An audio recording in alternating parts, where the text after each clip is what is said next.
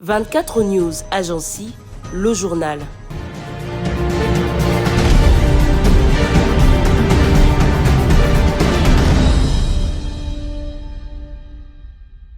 La Cour internationale de justice, CIJ en sigle, a fixé les principales échéances de la procédure écrite dans les dossiers opposant la République démocratique du Congo au Rwanda. Cette décision marque une nouvelle étape dans l'examen de la plainte déposée par Kinshasa pour 2 violations présumées des droits de l'homme sur son territoire. Selon l'ordonnance rendue par la Cour, la RDC devra déposer son mémoire au plus tard le 4 octobre 2027. Les Rwandais disposeront ensuite jusqu'au 4 décembre 2028 pour transmettre son contre-mémoire avant la poursuite de la procédure judiciaire. Cette affaire a été introduite par la RDC le 26 juin 2026. Les autorités congolaises reprochent au Rwanda des actes qu'elles considèrent comme contraires au droit international et demandent à la juridiction onusienne d'établir les responsabilités dans ces contentieux. Avec les calendriers, la CIJ encadre officiellement la phase écrite de la procédure. Les 2 États devront désormais préparer leurs arguments et éléments de preuve avant qu'une éventuelle phase orale ne soit programmée par la Cour. La République démocratique du Congo a appelé les Nations unies à intensifier leur soutien aux initiatives africaines de lutte contre le terrorisme. Cette position a été défendue lors d'une réunion du Conseil de sécurité consacrée à l'examen des efforts menés sur les continents face à cette menace. La délégation congolaise a souligné que les pays africains sont confrontés à des groupes armés de plus en plus organisés dont les activités compromettent la sécurité, le développement et la stabilité de plusieurs régions.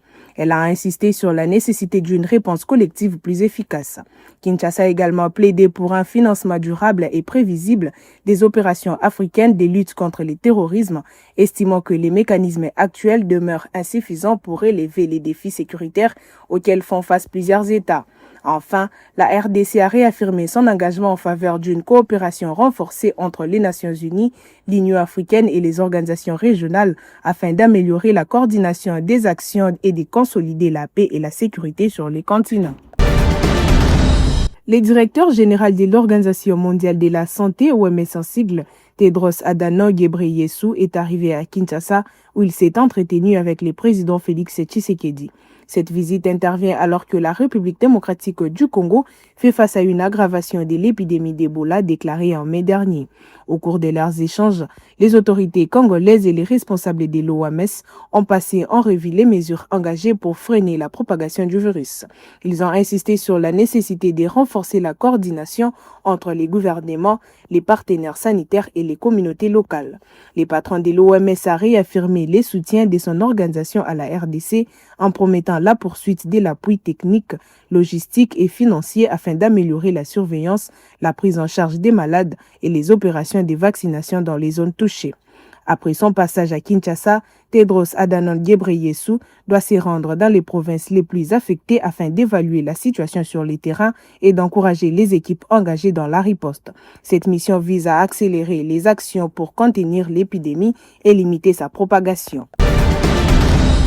L'inspection générale de finances, IGF en sigle, poursuit sa transformation en plaçant les contrôles systémiques au centre de son plan stratégique 2026-2028.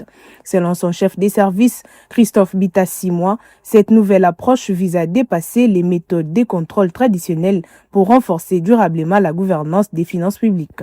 D'après lui, les contrôles classiques, souvent ponctuels et réalisés après les faits, montrent aujourd'hui leurs limites. Les contrôles systémiques reposent plutôt sur l'exploitation des données, la digitalisation et une surveillance globale de flux financiers afin de détecter les risques avant qu'ils ne se matérialisent. Cette évolution permettra à l'IGF de mieux anticiper les irrégularités, de réduire sa dépendance aux informations transmises par les entités contrôlées et de développer une véritable capacité d'intelligence financière au service de l'État. La mise en œuvre de cette réforme sera progressive jusqu'en 2028 avec un renforcement des outils numériques et des compétences des inspecteurs. L'ambition affichée est d'améliorer la transparence, la prévention des risques et l'efficacité du contrôle des finances publiques en RDC. Le vice-premier ministre en charge du plan, Guilain Nyembo, a présenté l'état d'avancement des préparatifs du 10e recensement général de la population et de l'habitat. Il a rappelé que cette opération constitue une étape essentielle pour doter la RDC des statistiques fiables en vue d'améliorer la planification du développement. Selon le ministre, plusieurs activités préparatoires sont déjà réalisées, notamment les recrutements des agents, la cartographie, la mobilisation de partenaires ainsi que les campagnes de sensibilisation menées auprès des institutions et des communautés.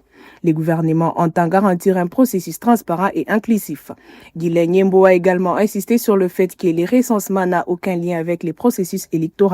Il a expliqué que les données collectées serviront à orienter les politiques publiques, à mieux préparer les ressources et à planifier les investissements dans les différents secteurs. Le gouvernement poursuit ainsi sa campagne de sensibilisation à travers les provinces afin d'obtenir l'adhésion de la population.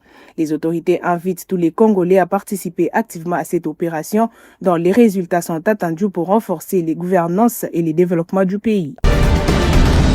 L'exploitation minière artisanale illégale continue de prendre de l'ampleur dans les provinces du Haut-Katanga et du Lualaba, où elle est devenue pour de nombreuses personnes un moyen de subsistance.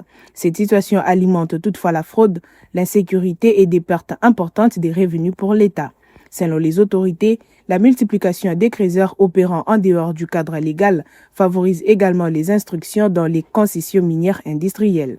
Ces phénomènes compliquent les contrôles des sites et accroissent les risques d'accidents ainsi que les tensions entre exploitants artisanaux et sociétés minières.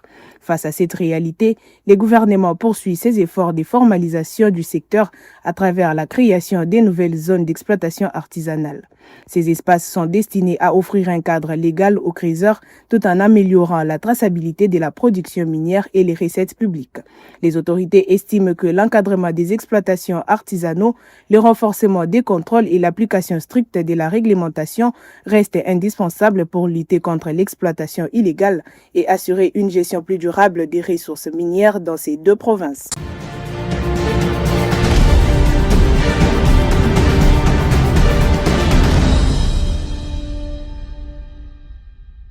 « 24 News Agency, formée pour informer.